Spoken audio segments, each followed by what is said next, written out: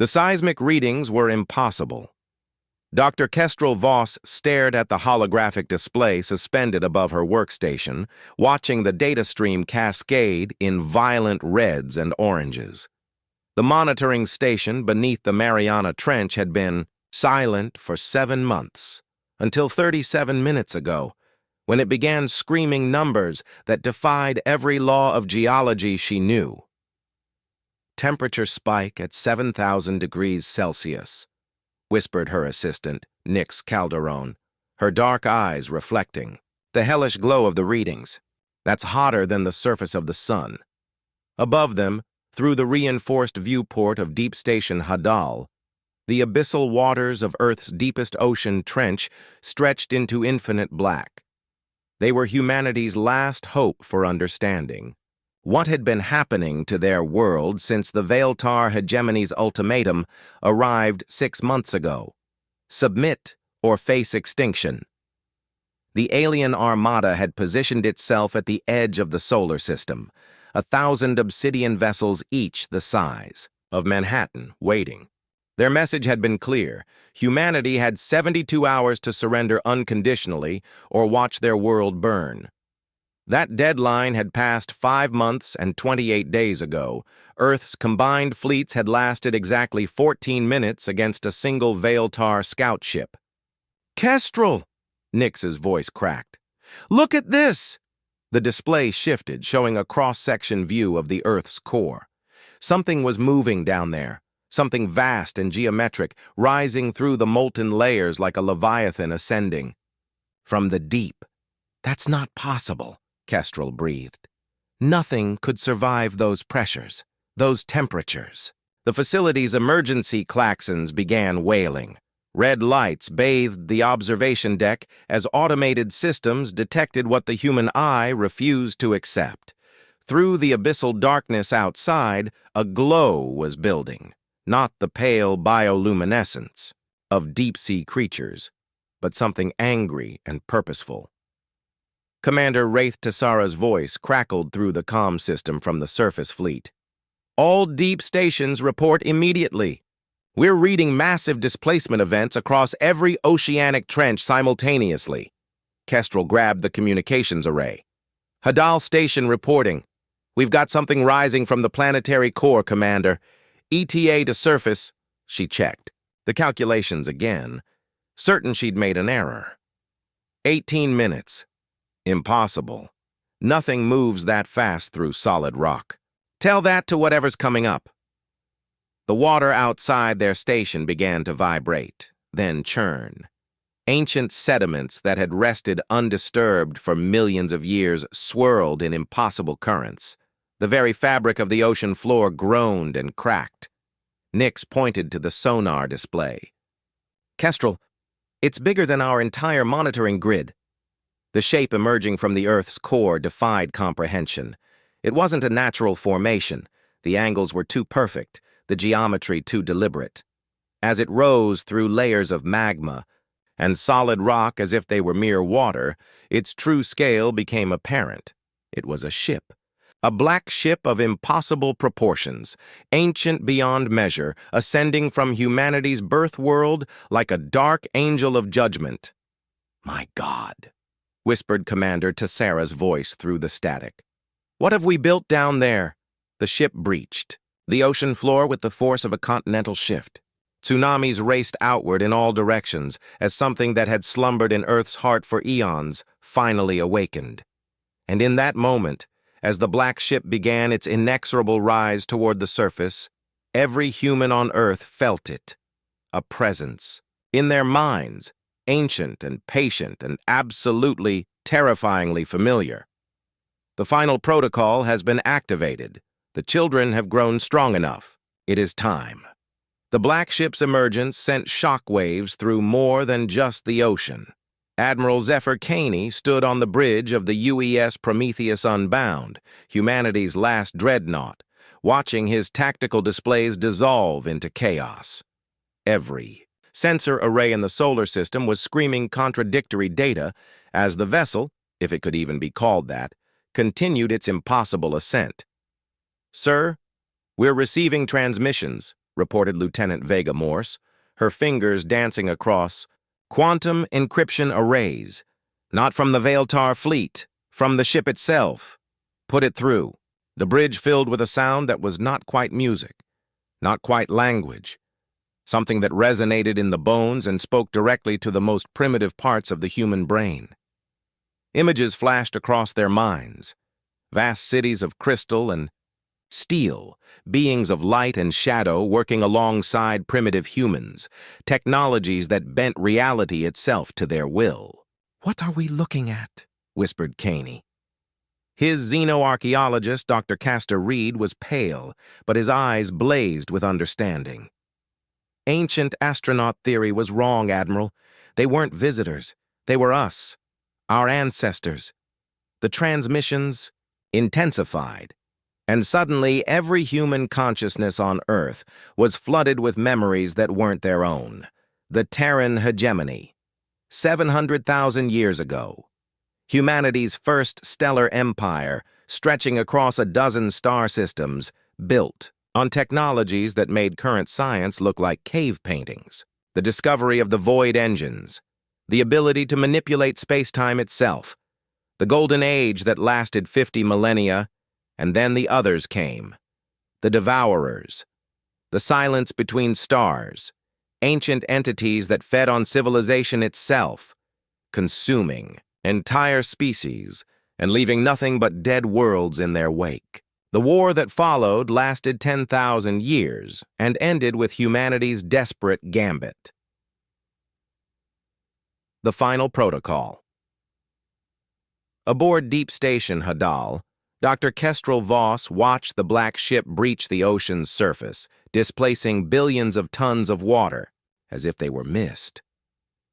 The vessel was beautiful in its terrible geometry, all flowing curves and impossible angles that hurt to look at directly. "Nix, are you getting this data stream?" Her assistant was crying, tears streaming down her face as alien memories flooded her consciousness. "They hit us," she whispered. "When they couldn't win, they hit us." The memories continued, relentless and clear, the greatest minds of ancient humanity working together for one final project. Technology beyond imagination, powered by the planet's own core, designed to reset civilization itself. They would strip away the advanced technologies, the star-spanning empire, even the memories of what they had been. They would become primitive. Again, start over, hidden from the devourer's attention, but they left a failsafe, a guardian. A ship built from compressed neutronium and crystallized space-time, powered by Earth's molten heart, programmed to sleep until humanity faced extinction. Again, until they were strong enough to reclaim their birthright.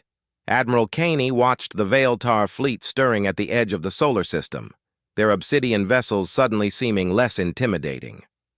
"How long until it reaches orbit?" "At current. Rate of ascension. 4 hours, sir." The black ship was still accelerating, its passage through Earth's atmosphere creating aurora-like phenomena as its exotic matter hull interacted with the planet's magnetic field. But it wasn't just moving, it was growing. As it rose, additional sections of the vessel were emerging from dimensional folds in space-time, revealing its true immensity. "Sir," Lieutenant Morse's voice was thick with awe, "I'm reading the ship's specifications now. It's 12 kilometers long. The hull is constructed from materials our physics says shouldn't exist. And the energy readings, what about them? It's not drawing power from our reactors or solar collection. It's tapping directly into the quantum foam itself. This ship has access to infinite energy." Dr. Reed looked up from his analysis stations, his face transformed by wonder and terror in equal measure. "Admiral, this changes everything we know about human history. We're not just another species that developed spaceflight. We're the survivors of a galactic civilization. The ancient memories were fading now, but the knowledge remained. Somewhere in the depths of every human mind, dormant genetic memories were stirring, skills that had been locked away for 700 millennia. The ability to interface with Technologies that operated on principles beyond current understanding. And in the depths of space, the Veiltar hegemony's instruments detected the impossible energy signature rising from the small blue world they had come to conquer.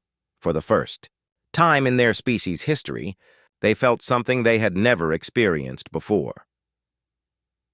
Fear.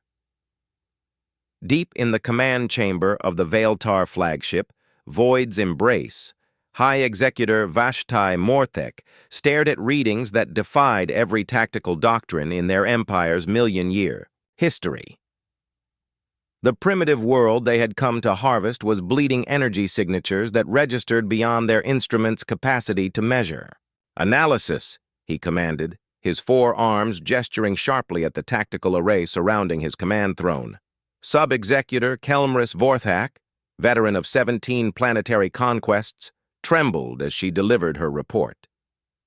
"High Executor, the energy displacement occurring on the third planet exceeds the total output of a stellar core. Whatever is rising from beneath their oceans, specify. It matches no known technology in our databases. The hull composition appears to be compressed, matter at the molecular level, materials that should collapse into black holes under their own gravity. The propulsion system, High Executor, it's not using conventional thrust. The vessel is manipulating space-time itself." Vashti's primary and secondary eyes focused on the tactical display showing the black ship's impossible ascent. His species had conquered 47 worlds across 12 star systems. They had faced desperate last stands, hidden weapons, even primitive nuclear exchanges. But this, recall the advanced scouts, defensive formation around the flagship. "High Executor," you heard the command. As the Veiltar fleet repositioned, their most sophisticated scanning arrays focused on the rising vessel. What they discovered sent waves of panic through their ranks. The ship wasn't just advanced, it was impossibly advanced. Technology that operated on principles their science declared theoretical at best. Weapons systems that appeared to violate causality itself. And underneath it all, an intelligence that radiated power like a star radiates light. On Earth, the black ship broke through the thermosphere with barely a ripple of displaced atmosphere. Its hull, midnight black and flowing like liquid metal, reflected no light, yet somehow cast shadows that bent in impossible directions. Aboard the UES Prometheus, unbound Admiral Caney watched his crew transform before his eyes. The genetic memories awakening in every human consciousness weren't just passive recollections. They were active knowledge engrams, turning ordinary technicians into operators of impossible technologies. Lieutenant Vega Morse suddenly straightened. At her station, her movements taking on a precision that hadn't been there moments before.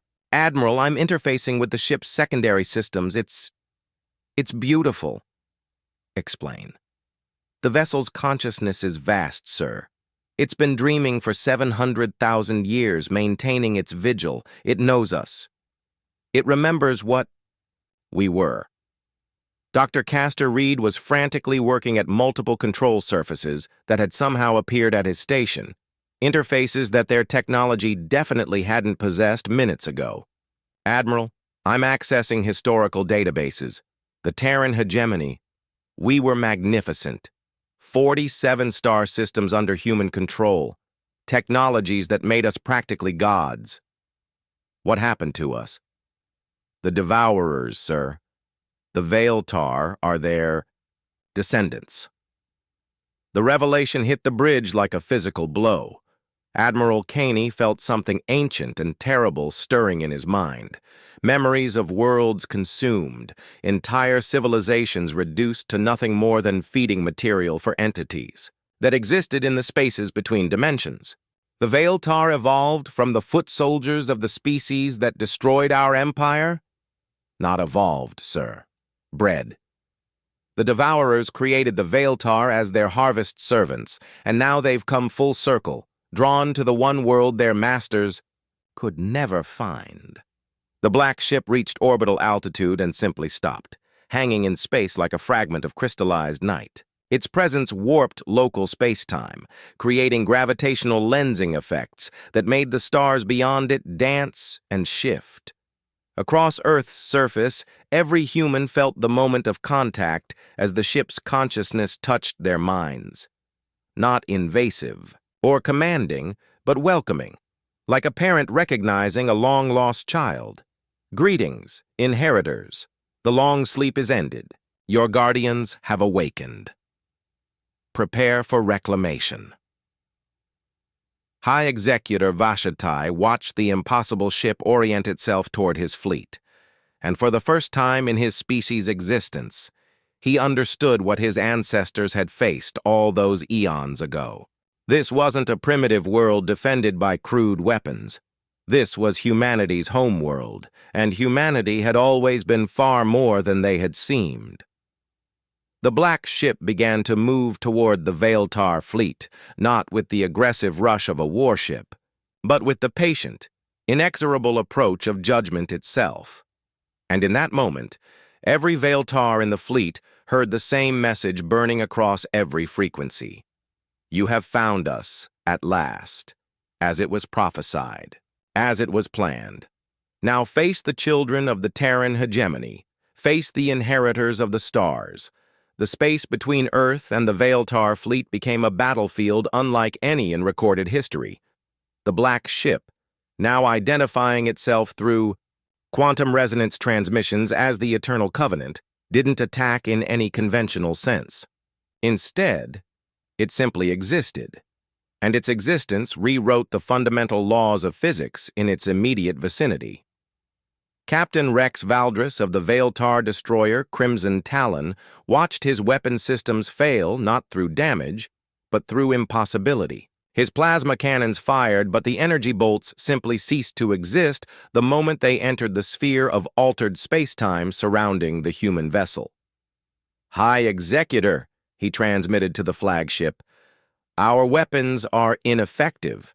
The target is protected by some form of localized reality distortion. From the bridge of the Eternal Covenant, Admiral Caney, though he was no longer quite Admiral Caney, observed the enemy fleet through senses that hadn't existed in his consciousness hours before. The awakening genetic memories had transformed him into something more than human, yet still fundamentally human at his core. Vega, status of the secondary awakening protocol. Lieutenant Morse, now interfacing directly with the ship's consciousness through neural links that had grown from her skull like crystalline flowers, smiled with an expression that contained eons of patient wisdom. All human vessels are responding. Admiral, the awakening cascade is propagating across our entire species. Across Earth's surface and throughout the scattered human settlements in the outer system, the transformation was accelerating. Dr. Kestrel Voss, still aboard Deep Station. Hadal felt her mind expanding as dormant genetic codes activated. Her understanding of physics, of reality itself, deepened by orders of magnitude. Nix, are you processing the technical specifications? Her assistant was no longer quite her assistant. The knowledge flooding their consciousness recognized no such hierarchies. The void engines, Kestrel. We built them. We can build them again. The void engines. Technology that allowed direct manipulation of space-time, drawing energy from the quantum foam itself. The basis of the Terran hegemony's power, hidden away when humanity chose to sleep rather than face extinction. Aboard the Eternal Covenant, the ship's ancient consciousness spoke directly to the awakening humans. I am Sentinel Prime, first and last of the Guardian-class vessels. I have waited 700,000 years for this moment. The species that once called themselves the Devourers have returned, wearing new faces, but carrying the same hunger. It is time to reclaim what was always yours. The black ship extended. Appendages that hadn't been visible moments before, not mechanical arms, but extensions of folded space-time itself.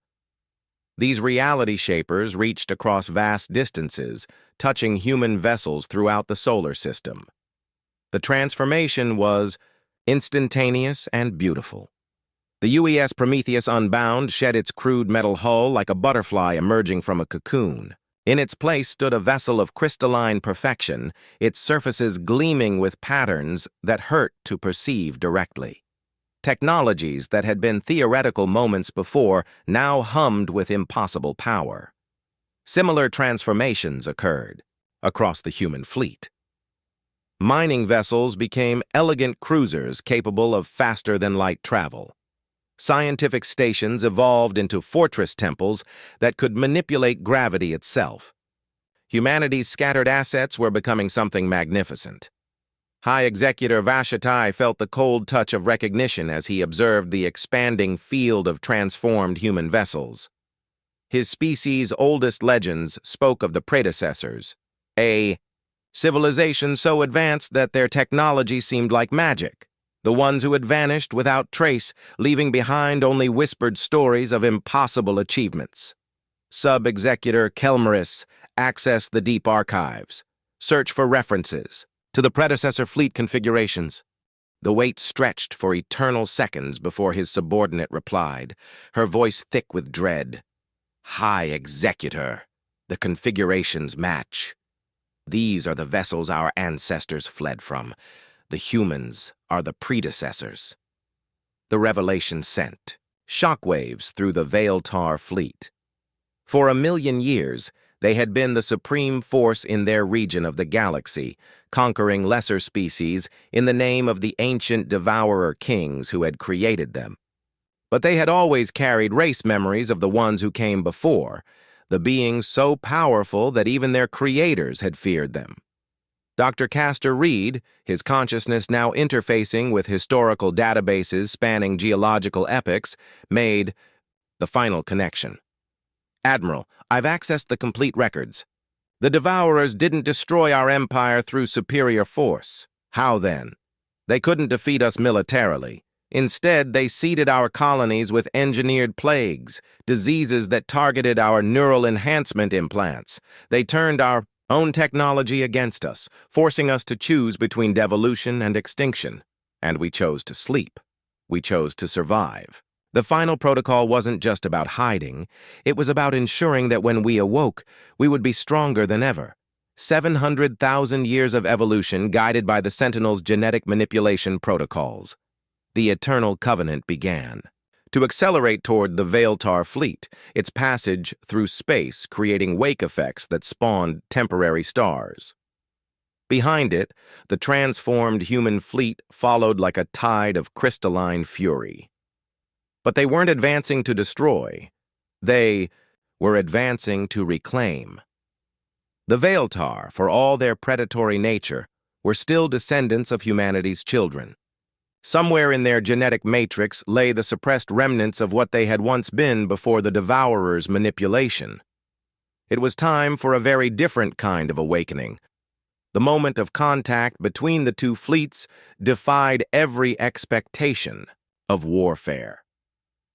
Instead of weapons fire or defensive maneuvers, the Eternal Covenant extended tendrils of pure thought toward the Veiltar flagship. These weren't aggressive probes. They were invitations, reaching across the void with a patience born of eons. High Executor BlackHFY felt the touch against his consciousness and recoiled instinctively. But the contact persisted, gentle but inexorable, carrying with it images that shattered his understanding of reality. Memory cascades flooded his mind. Veiltar ancestors, not as conquerors, but as human colonists on distant worlds. The gradual corruption by devourer influence. Genetic modifications that stripped away higher consciousness and replaced it with predatory hunger. Generation by generation, the transformation from explorers to parasites. Sub-Executor, he gasped. Are you receiving this data stream? Kelmris Vorthak's response came through telepathic harmonics rather than vocal communication, abilities that were awakening in the Veiltar fleet even as they spoke. High Executor, we were human. We were their children. Aboard the Eternal Covenant, Admiral Caney, now something far beyond his original identity while still fundamentally himself, felt the ancient ship's consciousness merge more completely with his own. Through Sentinel Prime's vast awareness, he could perceive the entire scope of what had been lost and what might yet be reclaimed. Vega, are you monitoring the genetic resonance patterns from the Veiltar fleet? Lieutenant Morse, her consciousness, now expanded across multiple dimensional frameworks, nodded with understanding that transcended words. The suppression matrices are breaking down, Admiral. 700,000 years of genetic manipulation are unwinding in real time. The transformation spreading through the Veiltar fleet was more profound than the awakening humanity had experienced. Where humans had simply remembered what they had always been, the Veiltar were discovering their true nature for the first time since their ancestors' corruption. Captain Rex Valdris felt his predatory instincts dissolving, replaced by emotions. He had no words for wonder, curiosity, something that might have been called love. His ship's weapon systems were reshaping themselves into scientific instruments. His crew's hierarchical aggression was evolving into collaborative harmony. "This is impossible," he transmitted, but even as he spoke, he knew it wasn't. It was inevitable. It was coming home. Dr. Kestrel Voss, observing from Deep Station Hadal, watched the readings that showed reality itself restructuring around the two fleets. "Nix, are you understanding what we're witnessing?" "The reunification," Nix replied, her voice carrying harmonics that resonated through folded dimensions. This was always the true purpose of the final protocol, not just to preserve humanity, but to create the conditions for healing what the Devourers broke. The ancient consciousness of Sentinel Prime spoke across all frequencies, its words reaching every awakening mind in both fleets. Children of Terra, scattered children, broken. Children, welcome home. The long night of separation ends. The Devourers' greatest victory becomes their ultimate defeat, for in corrupting you, they created the key to their own destruction. High Executor Vashatai, though that title no longer held meaning, felt his. Consciousness expanding beyond the limited confines his species had known for millennia. He was remembering not just what his ancestors had been, but what they had been becoming before the corruption took hold. The deep archives, he transmitted to his fleet, accessed the sealed records from the predecessor period. What they found rewrote their entire understanding of galactic history. The Veiltar hadn't just been human colonists. They had been humanity's most advanced branch, the explorers who had pushed furthest into unknown space. When the Devourers found them, they had been developing technologies that threatened the ancient parasite's dominion over reality itself. The corruption hadn't been random. It had been specifically designed to turn humanity's greatest achievements against them, transforming their most advanced children into weapons of conquest and consumption. Dr. Castor Reed, his awareness now spanning multiple temporal dimensions, made the final connection. "Admiral, the Devourers didn't just want to destroy us, they wanted to use us.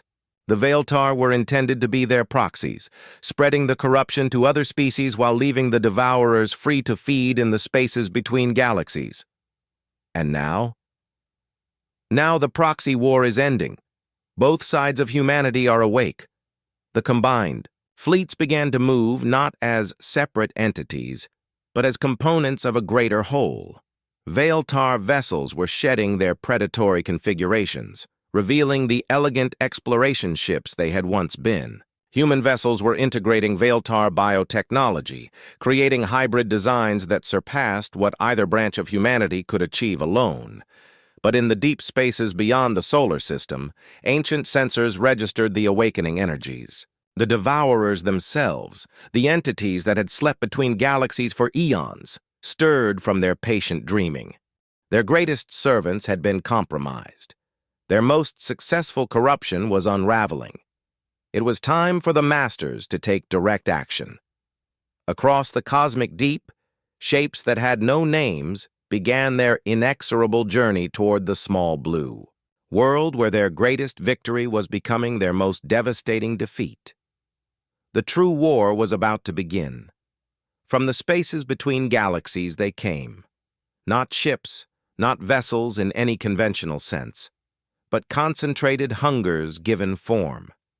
Entities that existed in the quantum foam itself, feeding on the collapse of civilizations. The devourers had waited patiently for eons, letting their corrupted servants harvest worlds while they dreamed in the cold between stars. Now their most successful experiment was unraveling, and they could no longer remain passive. Aboard the transformed Eternal Covenant, Admiral Caney felt the ship's ancient consciousness tense with recognition as reality distortion signatures appeared at the edge of the solar system. Through Sentinel Prime's vast awareness, he perceived threats that his original human consciousness couldn't have comprehended. "They're not using space-time for transit," he reported to the combined human Veiltar fleet. "They're moving through the substrate beneath reality itself." The reunified fleet had become something magnificent in the hours since the awakening. Former enemies worked side by side, their consciousness merging into collective intelligences that spanned thousands of minds while preserving individual identity. Veiltar biotechnology had merged with human quantum engineering to create vessels that existed partially in normal space and partially in folded dimensions. High Commander Vashatai, his title transformed to reflect unity rather than domination, stood on the bridge of his ship, now called the Redemption's Dawn. Through newly awakened senses, he could perceive the approaching entities as wounds in the fabric of existence itself. "Fleet analysis confirms 17 distinct entities," he reported. "Each one is roughly the size of Earth's moon, but their mass readings are impossible." Dr. Kestrel Voss, her consciousness now linked directly to the fleet's collective awareness, while maintaining her individual perspective from Deep Station Hadal, processed the incoming data through enhanced understanding. "They're not made of matter as we understand it. They're constructs of collapsed possibility, the quantum ghosts of civilizations they've consumed." The first devourer reached the outer solar system, and reality began to fray around it. Pluto simply ceased to exist, not destroyed, but erased from the timeline itself, as if it had never formed. The entity fed on the probability of the dwarf planet's existence, leaving behind a void that hurt to perceive. "Defensive formations," Admiral Caney commanded, but he knew conventional tactics would be useless against enemies that could rewrite causality.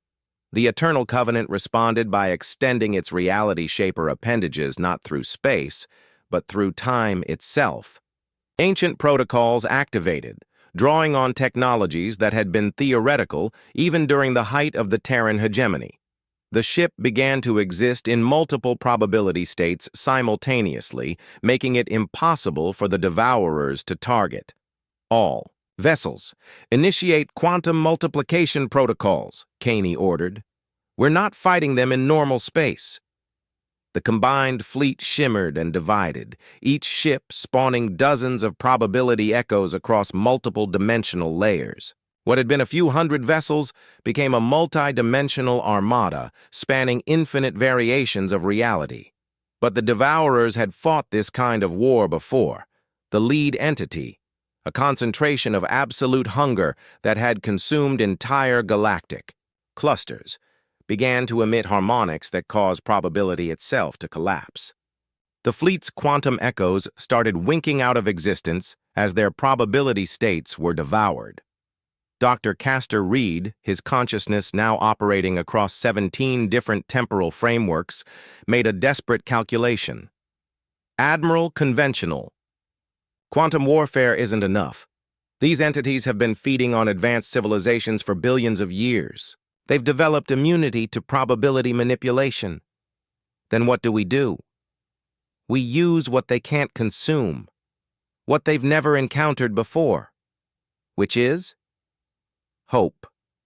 It sounded impossible, but Reed's enhanced understanding revealed the truth.